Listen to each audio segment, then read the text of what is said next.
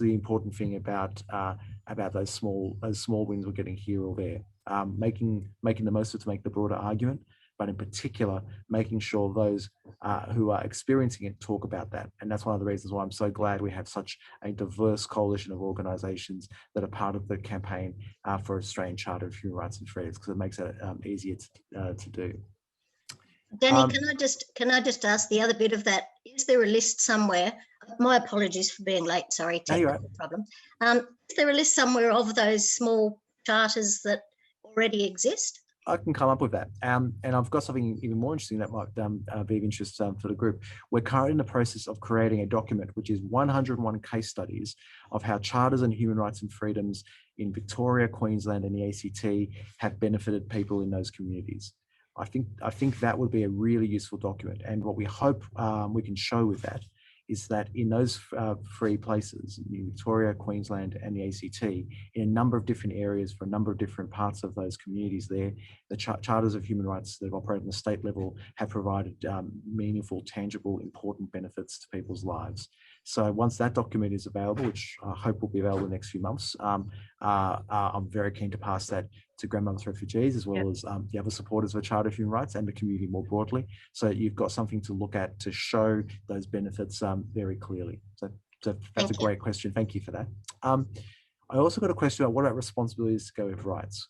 I think that's a really interesting point. I think the responsibility is already there.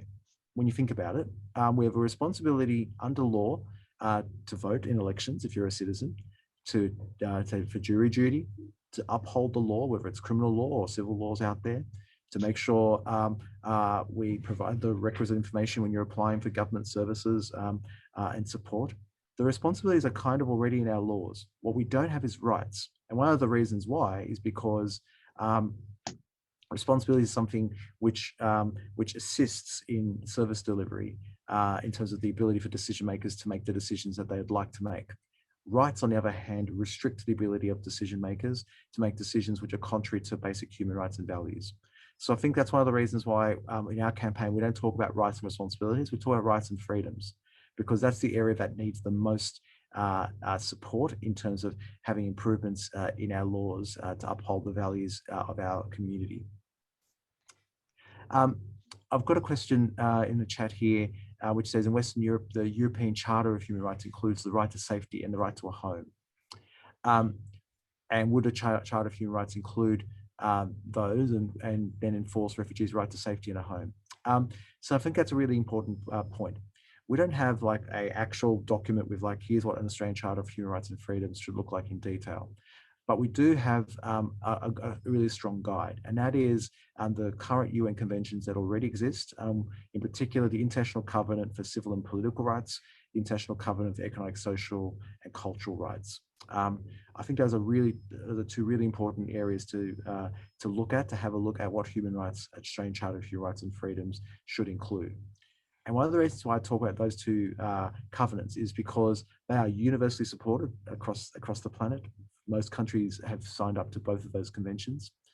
The second reason is Australia has signed up to them. So we've already, as a national government, as a society, promised to uphold those rights in Australia. It's now time to deliver on that promise to the community. And the final reason is it upholds all of those values, the values that you'd be familiar with Declaration, Universal Declaration of Human Rights, and which then got expressed in things like the Refugee Convention about the right to safety. So it doesn't quite answer your question, but I think it's very much into that realm of making sure that we uphold those universal values that Australia has committed voluntarily to support and to sign up to and uphold in Australia as well. So yeah, if you're happy to just go through the message. Yeah, absolutely. So I was about to go to the next one, which is a question about an organisation in Canada called the Legal Action Education Fund, which acted on behalf of disadvantaged people to put the case for their rights under the Bill of Rights. Not sure if it's still operating, but they were advocates to make sure rights were addressed. Well, that's the whole point about having a Charter of Human Rights and Freedoms. A Charter of Human Rights and Freedoms gives the ability for people in our community to have their rights respected, and if they need assistance, there are plenty of organisations that can provide that support and assistance. So there is that need for that sort of civil society organisations to help people enforce their rights if they're being violated. But right now, what is the pathway if a journalist has been raided by the federal police? What is the pathway for aged care residents who are being treated horribly in aged care centres? And what is the pathway for people who are homeless? Do we have a right to housing that they can enforce? No, we don't. So I think it's about making sure we have those rights that are enshrined, and then we can come up with the process for making sure those are respected. But as I mentioned earlier, the biggest benefit that a Charter of Human Rights has is preventing human rights from being violated in the first place by ensuring that our decision makers embed those human rights values in the laws, the decisions, and the policies that they undertake. So I've got a question here about how would a charter tie into the UN Convention on Refugees? Would a charter give refugees a right to permanent residency? So I think there's something important to remember about a Charter of Human Rights. That is that a Charter of Human Rights is about a series of human rights. It is, if it tries to go through every single permutation of what a right to housing would look like, or what a right to ensure no deprivation of liberty except under due process in law. If it tries to do it in every single detail, that's no longer a charter, it is a criminal code or a civil code. What you want is to make sure that every law that our government has upholds those rights in the Charter of Human Rights and Freedoms. So the question becomes one of, if you are going to have a Migration Act in the future with a Charter of Human Rights and Freedoms operation, what things in the Migration Act need to change in order to make sure it adheres to the values and the rights listed in an Australian Charter of Human Rights and Freedoms? That, I think, is the important thing about what a Charter of Human Rights does. And of course, that will involve detail and nuance.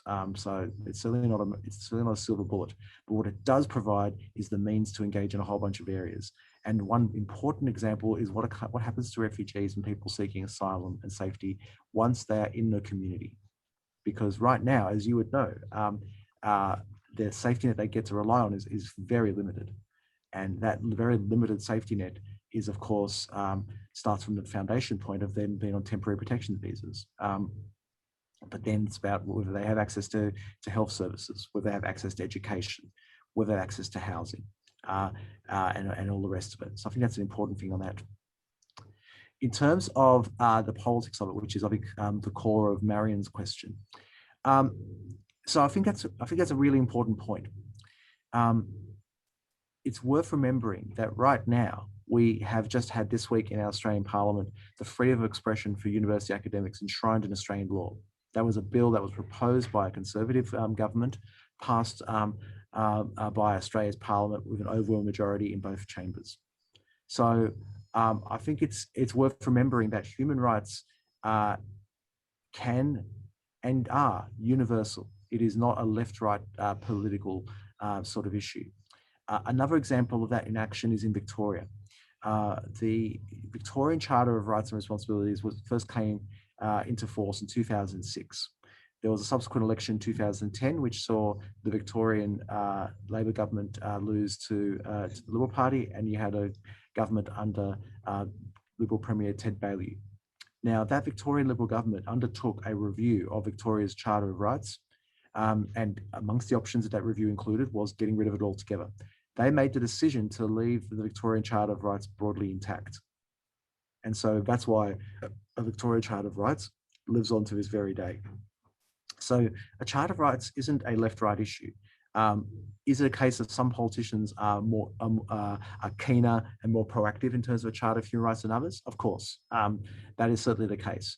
But what I would say is a Charter of Human Rights is something which people across the political spectrum ought to be supporting, and in some cases do support. It's worth mentioning that last year in Victoria, people may recall I raised that issue about the curfew and how that was tested in the Victorian courts. It's worth noting that senior Liberal politicians in both Victoria on a state level and in federal politics were advocating for the Victorian Charter of Rights as part of saying that curfew ought not have been implemented by the Victorian state government. And whilst no doubt there may have been some political reasons why they had taken place, it doesn't take away from the fact that these were politicians from the liberal side of politics advocating the benefits of a Charter of Human Rights when it came to freedom of movement.